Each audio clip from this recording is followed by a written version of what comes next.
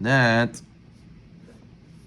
he says, we were talking about how a person gets very, very connected to Hashem's revealed face when he goes and studies Torah and does mitzvot.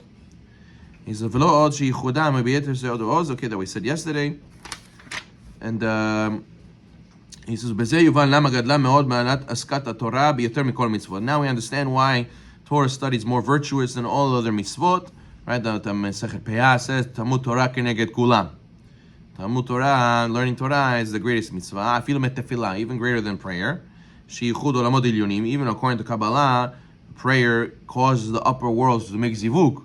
It's to make a union. It touches the highest levels in Shamayim, the prayers, and still Torah is greater than that. Why? He says because the Torah is literally one with Hashem, without any hidden face of His. So therefore, that's why it's higher than even prayer. And what do we see? The Halacha says, Masechet Shabbat says, the Torah scholar who's learning non-stop, like Rabbi Shimon Yochai, he doesn't have to stop for prayer. So you see that learning is even higher than praying, right? It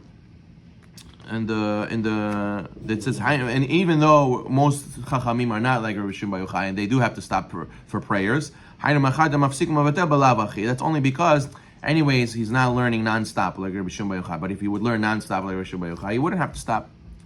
And therefore, from here, we can understand and get inspired to get a great sense of Yirat Hashem, fear of Hashem, when we study Torah. Imagine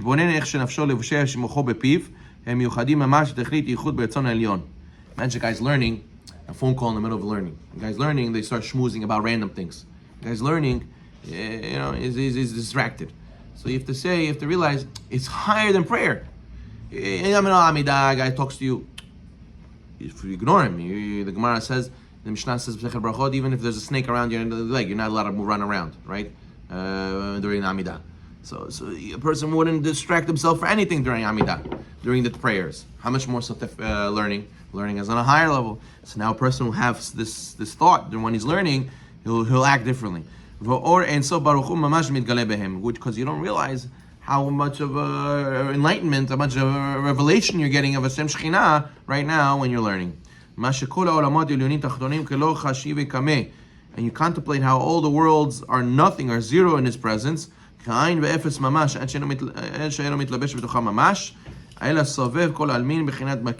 extent that the Hashem's will does not become enmeshed in them, He just is He's surrounding all the worlds to give them their main life energy, right?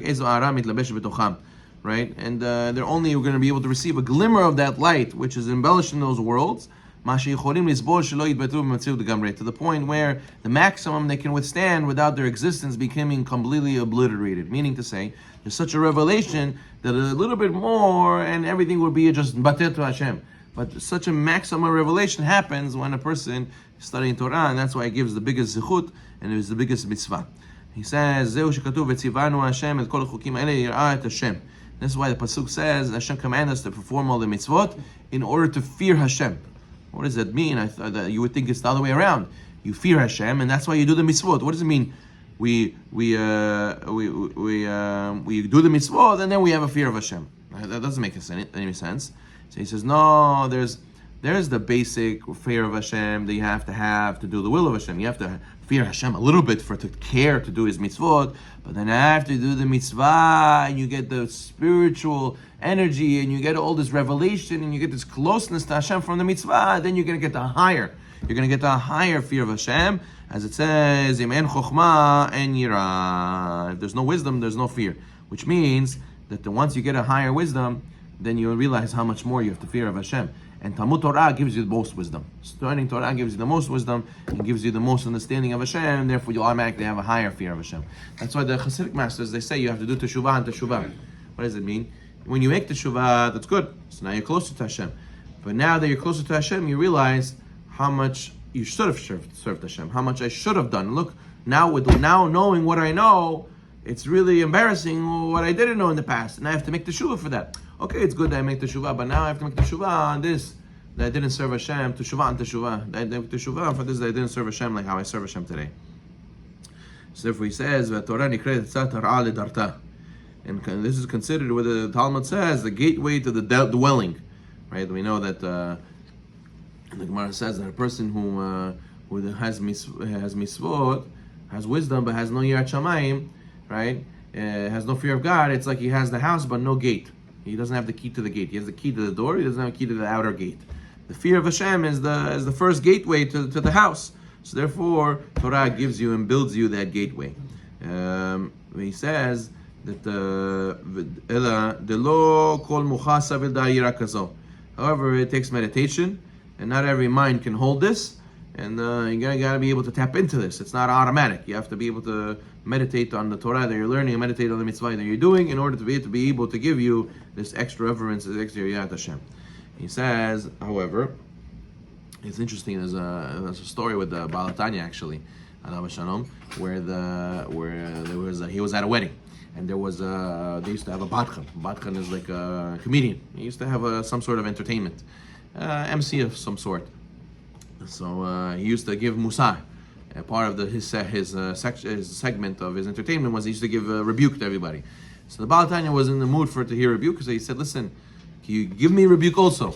So what are you going to tell the Rebbe? Rebuke? Which rebuke? He knows everything. Which rebuke? So he gave him something powerful. What did he say? He said, "Listen, whatever I know, you also know." Right? He's saying, "I'm the comedian, you're the rabbi. Whatever I know, you also know. Whatever you don't know, I also don't know. So what's the difference between me and you? We're very close. But what Hashem knows and what Hashem knows and you don't know, right? I'm on the same boat as you. There's a huge gap between us and Hashem. So therefore, what do you think of yourself so big as a Rebbe?" Meaning to say, like, you should humble yourself. And when he told him this, Baal Tanya was crying. He started crying right away. He realized how much of a teshuvah he has to make. Meaning to say, for this, they say a line like this. The sages say, the more you learn, the more you realize you don't know. Right? You say, when you don't know, you think you know everything. When you start delving and delving and delving, you say, "Wow, this is huge. It's massive. There's so much to understand here. Wow, I don't know anything."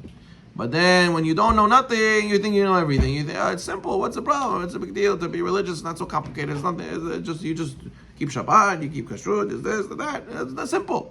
But then you realize you learn. You realize there's so much. So therefore, he says, once you get this, you realize you learn, you'll see how great Hashem is, how much you don't know. So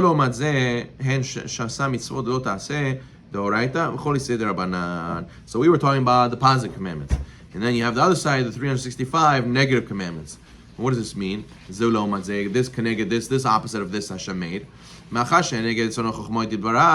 Since they are against what Hashem's will and wisdom is, the mitzvot are Hashem's wisdom.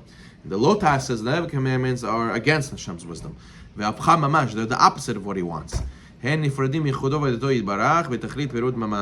are like a splintered part away from Hashem's reality, and is completely detaching yourself from Hashem once you do the lo taseh. That's what sitra means. The other side, it's away from Hashem, separate from Hashem. Chas v'shalom, which are represented by idolatry, believing other gods, and it brings you the hiddenness of Hashem. So therefore, a person has to know. We're going to speak about this more, but a person has to know that the mitzvot are the main way to connect to Hashem, the way to diverge off from Hashem, and to remove yourself from the yirat shamayim and all good things, is to connect to the lotus, is the negative commandments. If a person does that, he's only bringing himself negative energy, and Chas v'shalom, it will affect him how he fears Hashem later.